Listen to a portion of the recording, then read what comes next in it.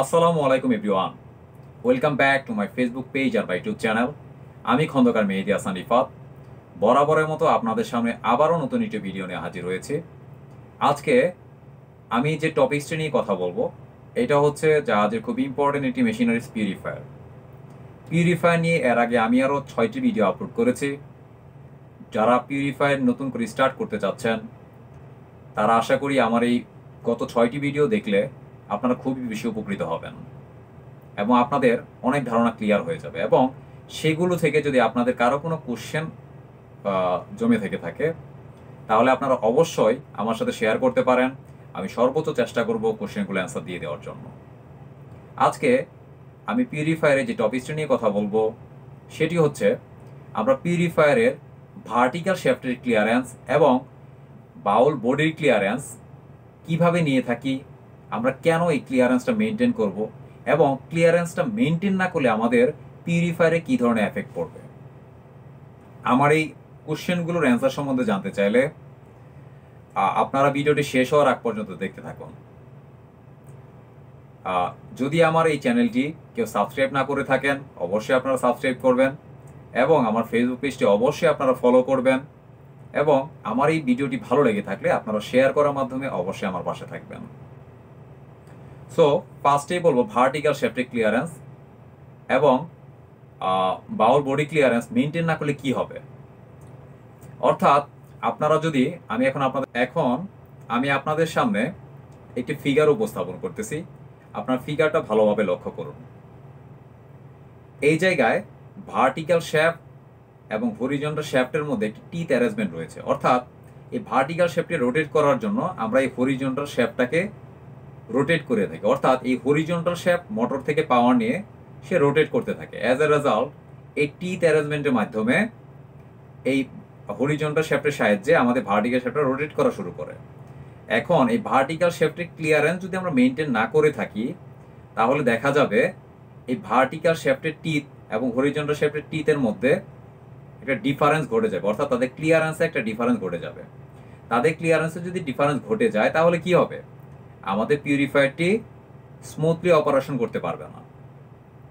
Purifier যদি smoothly operation না করতে পারে সেখানে কি ক্রিয়েট হয়ে যাবে, এক্সট্রা ভাইব্রেশন ক্রিয়েট হয়ে যাবে। এক্সট্রা ভাইব্রেশন যদি ক্রিয়েট হয়ে যায় তাহলে কি হবে, ভার্টিক্যাল শ্যাফটের সাথে রয়েছে বেয়ারিং, সেই বেয়ারিংগুলো ড্যামেজ হয়ে যাবে। সেই বেয়ারিংগুলো যদি ড্যামেজ হয়ে যায় তাহলে আমাদের কি হয়ে যাবে, আমাদের কম্পোনেন্টগুলো টোটালি ড্যামেজ হয়ে যাবে। কম্পোনেন্ট যদি ড্যামেজ হয়ে যায় তাহলে কি হবে, তাহলে আমাদের পিউরিফায়ার স্বাভাবিক যে রোটেশনাল স্পিডে ঘোরার কথা তা সেন্ট্রিফিউগাল সেপারেশনটাকে কমপ্লিট করার জন্য সেই স্বাভাবিক রোটেশন অনুযায়ী সে ঘুরতে পারবে না। অ্যাজ এ রেজাল্ট তাদের সেন্ট্রিফিউগাল সেপারেশন প্রসিডিউরটি হ্যাম্পার হয়ে যাবে। অ্যাজ এ রেজাল্ট আমাদের অয়েলটাও লস হয়ে যাবে। সো এখন যদি ভার্টিক্যাল শ্যাফটের ক্লিয়ারেন্স কমে যায় তাহলে নর্মালি কি হচ্ছে একটু জাস্ট চিন্তা করে দেখেন। ভার্টিক্যাল শ্যাফটের ক্লিয়ারেন্স যদি আরো কমে যায় সেক্ষেত্রে দেখা যাবে আমাদের এখানে এক্সেসিভ ভাইব্রেশন ক্রিয়েট হয়ে যাবে। এক্সেসিভ ভাইব্রেশন ক্রিয়েট হয়ে যাবে এবং কমে যাওয়ার কারণে সে প্রপারলি বাউল যে বডিটা রয়েছে বাউল বডিটাকে সে প্রপারলি রোটেট করাতে পারবে না। অ্যাজ আ রেজাল্ট দেখা যাবে প্রপার সেপারেশনটা অর্থাৎ সেন্ট্রিফিউগাল যে অপারেশন সেটাও কমপ্লিট হবে না। আবার দেখা যাচ্ছে ভার্টিক্যাল শ্যাফটের ক্লিয়ারেন্স যদি কমে যায় সেক্ষেত্রে দেখা যাচ্ছে কি এটা তো একটা হিটিং প্লেস। সে যখন কন্টিনিউ যখন রোটেট করা শুরু করবে এই জায়গায় আমাদের যে ভেতরে যে পার্টসগুলো রয়েছে সেই পার্টসগুলোর ভেতরে এক্সট্রা হিট অনুভব হবে। যখন হিট অনুভব করবে তখন সেগুলো দেখা যাবে একটা থার্মাল এক্সপানশন তাদের মধ্যে ক্রিয়েট হয়ে যাবে।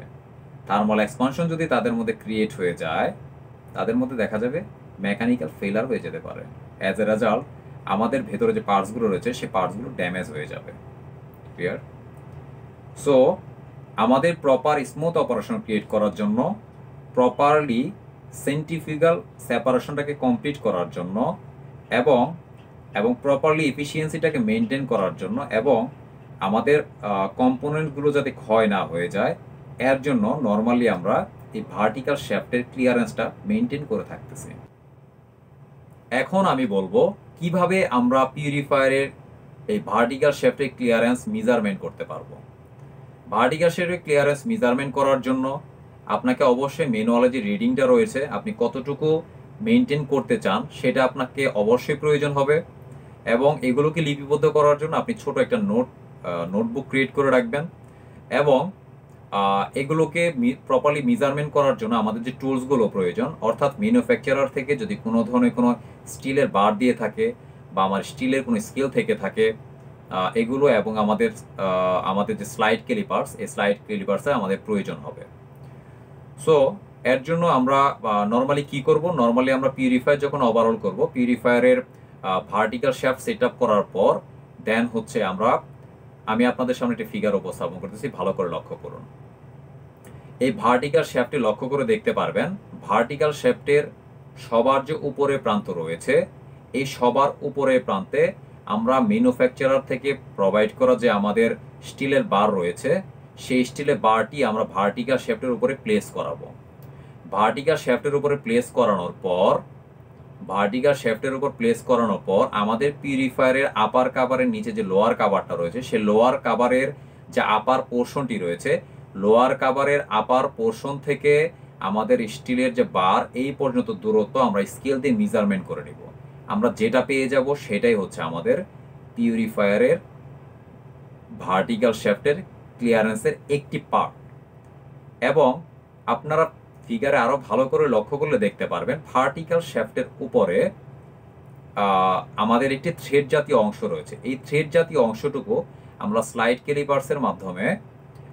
ক্যালিপার্সের মাধ্যমে আমরা এটা মেজারমেন্ট করে ফেলবো। মেজারমেন্ট করে আমরা নোট ডাউন করে রেখে দিব। দেন আমাদের অর্থাৎ সেই লোয়ার কাভারের আপার পোর্শন থেকে আমাদের ভার্টিক্যাল শ্যাফটের আপার পোর্শন পর্যন্ত যে মেজারমেন্টটি রয়েছে সেটি থেকে আমাদের এই যে থ্রেড পোর্শনে যে মেজারমেন্ট আমরা পেয়ে যাব, এইটুকু আমরা মাইনাস করে দেব। মাইনাস করে দেওয়ার পরে আমরা যা পেয়ে যাব সেটাই হচ্ছে আমাদের ভার্টিক্যাল শ্যাফটের ক্লিয়ারেন্স।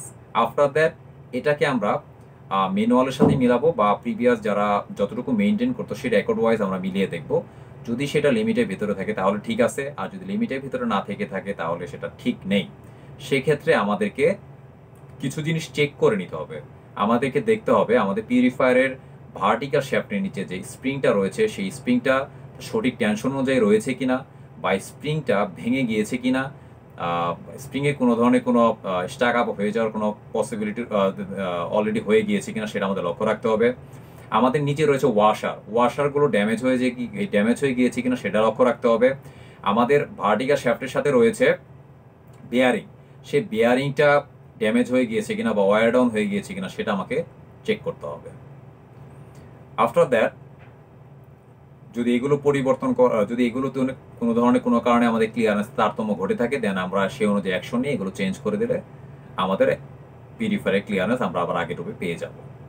এখন আমি বলবো পিউরিফায়ারের বাউল বডির ক্লিয়ারেন্স আমরা কিভাবে মেজারমেন্ট করব। পিউরিফায়ারের বাউল বডি ক্লিয়ারেন্সটা মেজারমেন্ট করার জন্য ভার্টিক্যাল শ্যাফটের উপরে আমরা পিউরিফায়ারের বাউল যে বডিটা রয়েছে টোটালি বডিটাকে আমরা সেখানে প্লেস করাবো। প্লেস করানোর পরে বাউল বডির উপরের যে প্রান্ত রয়েছে সেই জায়গায় আমরা ম্যানুফ্যাকচার প্রোভাইড থেকে আমাদের যে স্টিলের বার রয়েছে সেই স্টিলের বারটি আমরা সেই জায়গায় প্লেস করাবো। প্লেস করানোর পর সে আগের রূপে আমাদের যে স্কেল রয়েছে সেই স্কেল দিয়ে আমরা পিউরিফায়ারের লোয়ার কাভারের আপার পোর্শন থেকে নিয়ে আমাদের স্টিলের বার পর্যন্ত আমরা মেজারমেন্ট করে নেব কতটুকু দূরত্ব রয়েছে, এবং যেটা পাবো সেটা আমরা নোট ডাউন করে রেখে দিব। এই নোট ডাউন করে যেটা রেখে দিলাম সেটাই হচ্ছে আমাদের বাউল বডি ক্লিয়ারেন্স। অনেক সময় আমাদের মধ্যে প্রশ্ন জেগে থাকে যে আমাদের পিউরিফায়ারের ভার্টিক্যাল শ্যাফটের ক্লিয়ারেন্স এবং বাউল বডি ক্লিয়ারেন্স যদি তারতম্য ঘটে থাকে সেক্ষেত্রে আমরা কি ধরনের অ্যাকশন নিব। সেক্ষেত্রে আমি আগেও বলেছি, আবারও বলতেছি, সেক্ষেত্রে আমাদের ফার্স্টে চেক করে নিতে হবে আমাদের যে ভার্টিক্যাল শ্যাফটের সাথে যে বেয়ারিংটা রয়েছে সেই বেয়ারিংটা ওয়্যার ডাউন হয়ে গিয়েছে কিনা, বা সেটা ব্রেকডাউন হয়ে গিয়েছে কিনা, বা ড্যামেজ হয়ে গিয়েছে কিনা সেটা আমাদের চেক করতে হবে। যদি সেটা প্রবলেম থাকলে আমরা চেক করে নিব, সেটা আমরা চেঞ্জ করে নিব। আফটার দ্যাট আমরা চেক করবো ভার্টিক্যাল শ্যাফটের নিচে যে আমাদের স্প্রিংটা ইউজ করা হয় সেই স্প্রিংটা সঠিক টেনশনে আছে কিনা, বা সেটা ভেঙে গিয়েছে কিনা, বা স্টাক আপ হয়ে গিয়েছে কিনা, সেই অনুযায়ী আমরা যদি সেটা আমাদের কাছে স্পেয়ার পার্টস থেকে থাকে আমরা চেঞ্জ করে নিব, অথবা আমাদের কাছে স্পেয়ার না থাকলে আমাদের ম্যানুফ্যাকচারার প্রোভাইড যে সিম রয়েছে আমরা সেই সিমগুলো এখানে ইউজ করতে পারবো। এবং এর নিচে রয়েছে আমাদের ওয়াশার, আমরা ওয়াশারটা চেক করবো, ওয়াশারে যদি কোনো ধরনের কোনো ক্ষয় হয়ে যায় সেক্ষেত্রে আমরা ওয়াশারটা চেঞ্জ করে দিব। এইভাবে আমরা নর্মালি ভার্টিক্যাল শ্যাফটের ক্লিয়ারেন্স এবং বাউল বডি ক্লিয়ারেন্স তারতম্য ঘটে থাকলে আমরা এইভাবে আমরা অ্যাডজাস্ট করে নিতে পারবো। আজকে আমার ভিডিও এ পর্যন্তই। এই ক্লিয়ারেন্স নিয়ে যদি কারো ধরনের কোনো কাউন্টার প্রশ্ন থেকে থাকে আমার সাথে আপনারা অবশ্যই শেয়ার করবেন।